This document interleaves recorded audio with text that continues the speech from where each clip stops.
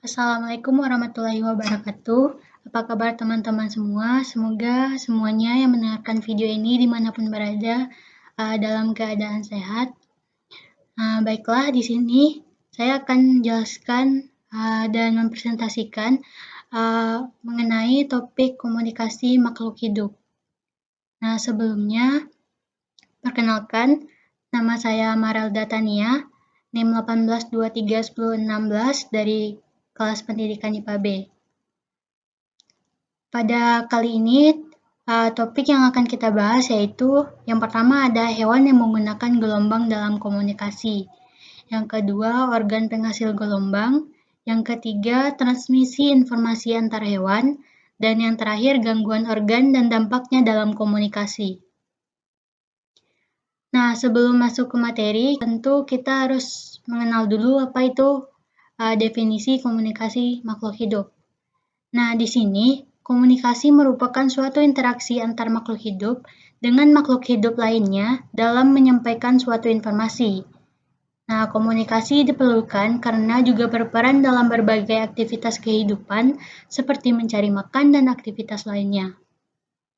Sedangkan komunikasi hewan adalah pemindahan informasi dari suatu atau sekelompok hewan, pengirim atau penerima, ke suatu atau lebih hewan lain yang mempengaruhi perilaku penerima saat ini atau di masa mendatang. Baiklah, topik yang pertama, hewan yang menggunakan gelombang dalam komunikasi. Hewan yang pertama adalah kelelawar. Nah, kelelawar merupakan binatang nokturnal atau aktif di malam hari. Perlu diketahui bahwa kelelawar memiliki penglihatan yang kurang baik, sehingga untuk mencari mangsa atau makanan dan menentukan arah navigasi, kelelawar akan mengeluarkan suara ultrasonik. Ketika kelelawar terbang, suara ultrasonik ini yang dikeluarkan akan memantul.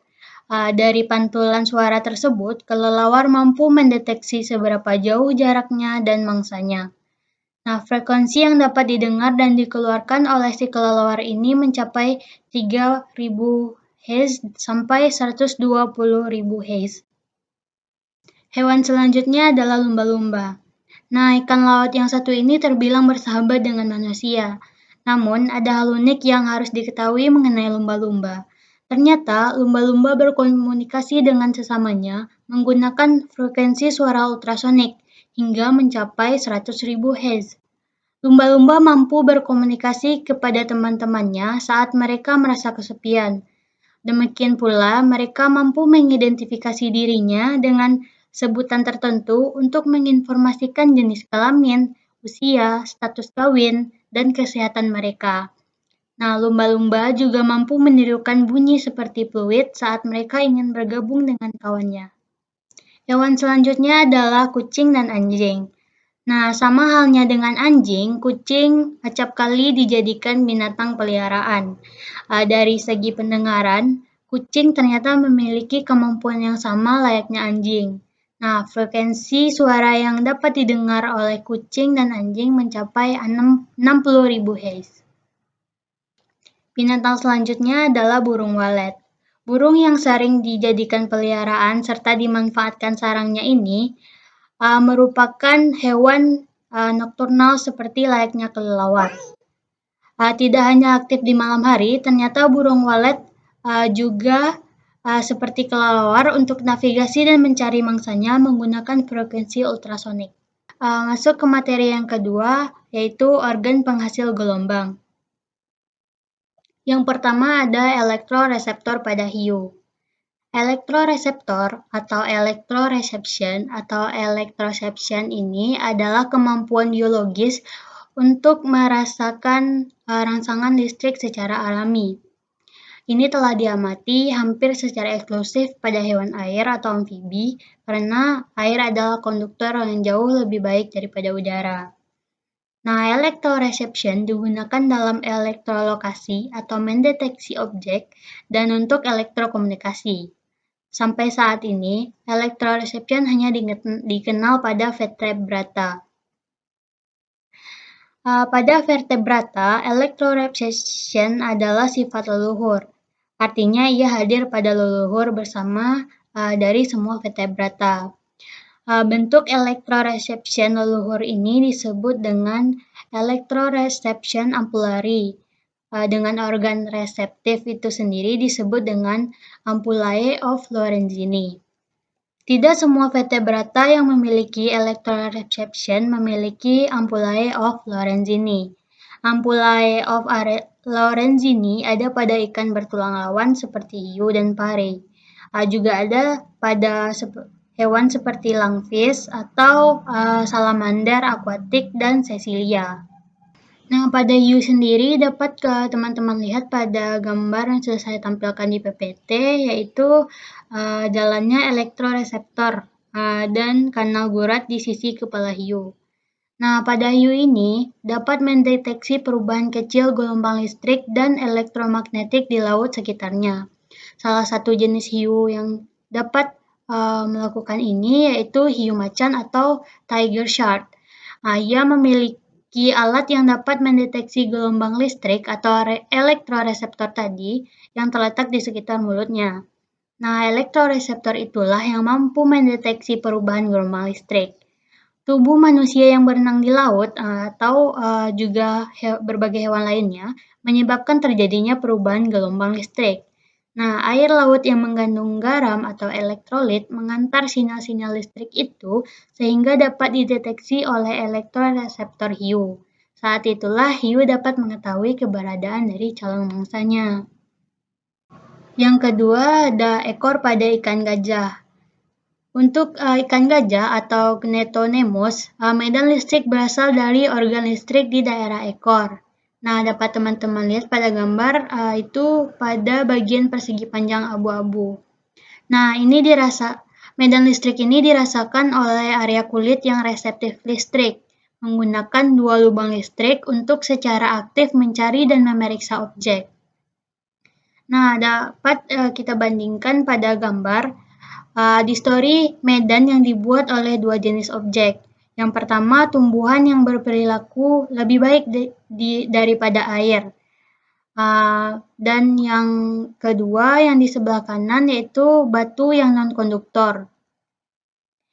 Ikan menggunakan elektroreception untuk mendeteksi medan listrik yang dihasilkan oleh ikan lain. Tetapi mereka juga membutuhkan cara untuk menuju ke sumber medan listrik tersebut. Medan bioelektrik frekuensi rendah dihasilkan dari orientasi seperti dipol dalam tubuh ikan ketika dideteksi dari jarak yang lebih jauh. Arus yang mengalir dari negatif ke positif menggunakan elektroda Hopkins membuat orientasi berbeda pada medan listrik dan menguji bagaimana ikan menavigasi. Dia menyelaraskan bidang secara radial, tangensial, dan pada orientasi geometrik 45 derajat.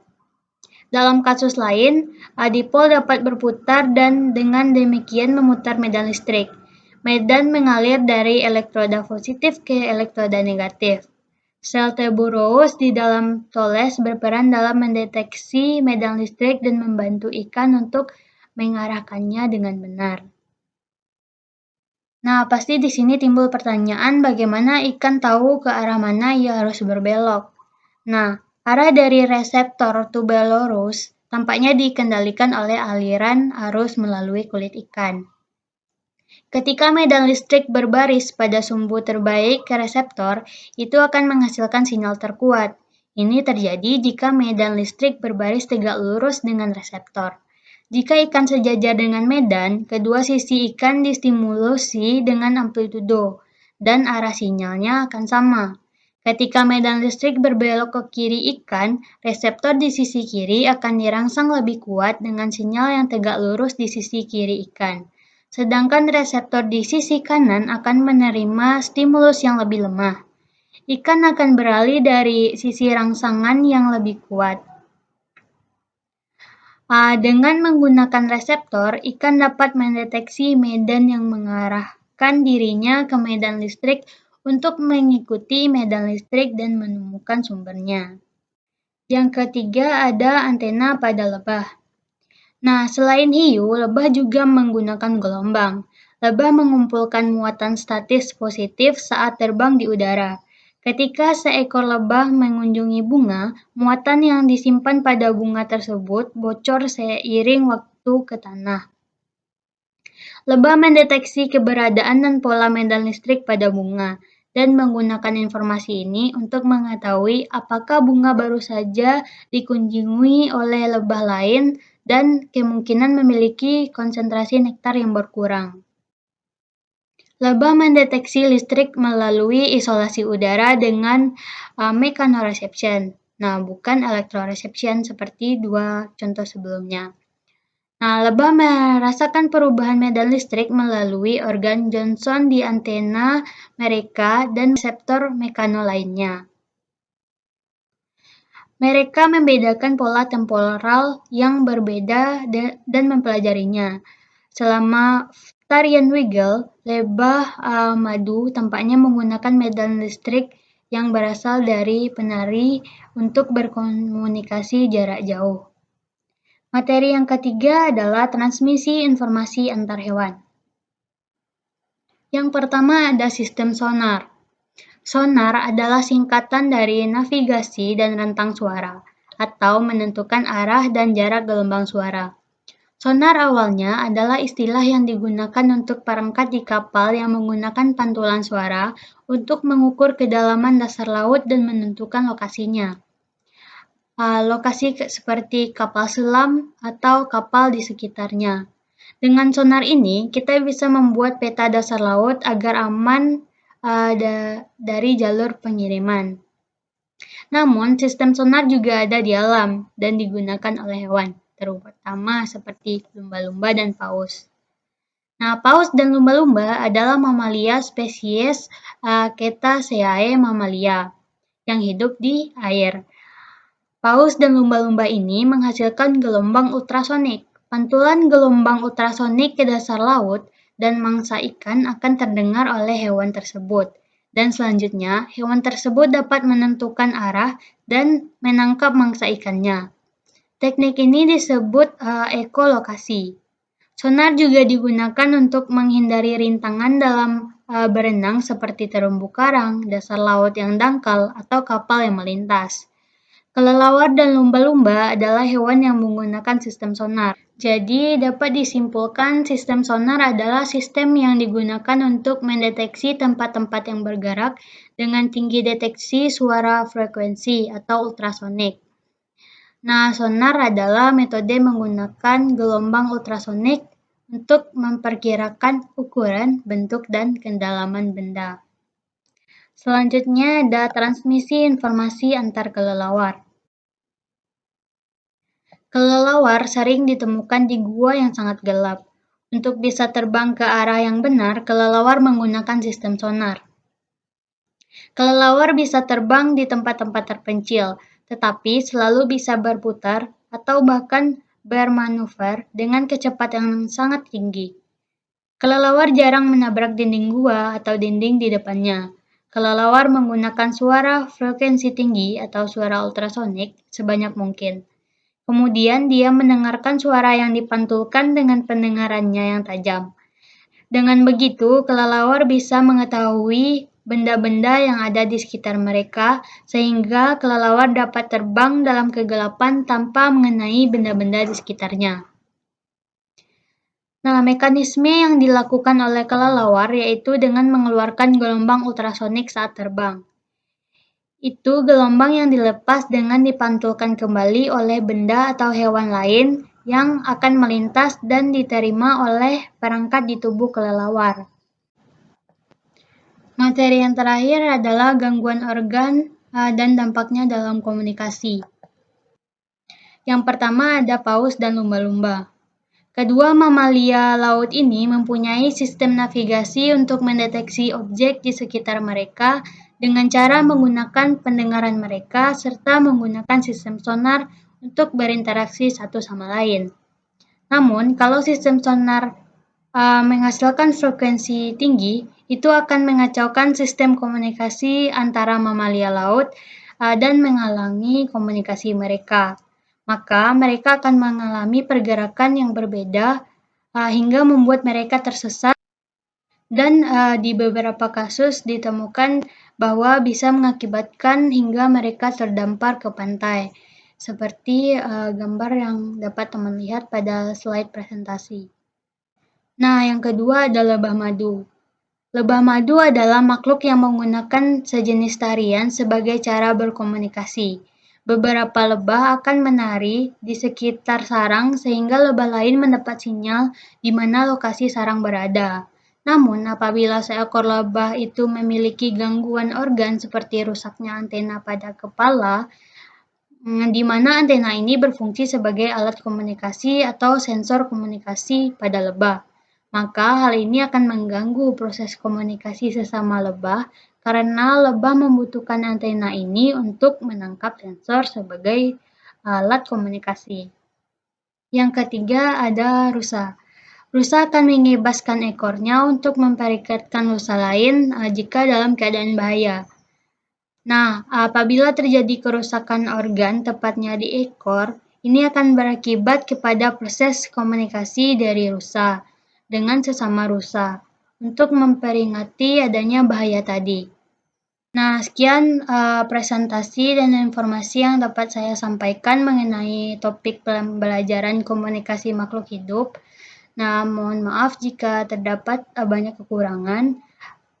Terima kasih kepada teman-teman yang sudah mendengarkan video presentasi ini sampai akhir. Saya sudahi dengan wassalamualaikum warahmatullahi wabarakatuh.